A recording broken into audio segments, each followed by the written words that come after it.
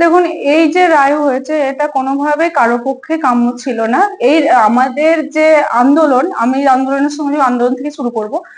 আমাদের যে আন্দোলন এবং তারপরে যে কোর্ট, বিভিন্ন কোর্টে বা বিভিন্ন যে মামলা, একটাই বক্তব্য ছিল আমাদের, যে আমরা যারা দুর্নীতিগ্রস্ত মানে এই প্যানেল হওয়ার জন্য যে আমরা বঞ্চিত হয়েছিলাম, বঞ্চিতরা যেন তাদের যোগ্য চাকরি, তাদের যোগ্যতায় পাওয়ার যে পদ, তারা যেন ফিরে পায় এবং শিক্ষা ক্ষেত্রকে দুর্নীতি মুক্ত করতে হবে। কিন্তু এই যে রায়, এই রায়ে কিন্তু দেখা গেল যে পুরো প্যানেলটাই বাতিল, যে প্যানেলে কিন্তু সবাই দুর্নীতিগ্রস্ত ছিল না।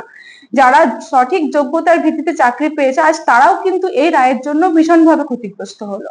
সহযোদ্ধাদের জন্য অবশ্যই বলো, তারাও কখনো কেউ চায়নি যে প্যানেলটা বাতিল হোক। আমার সহযোদ্ধারা চেয়েছিল তারা যেন তাদের অধিকার ফিরে পায়, তারা এখানে অধিকারটা ফিরে পেল না, সেখানে এটাও তো কাম্য ছিল না।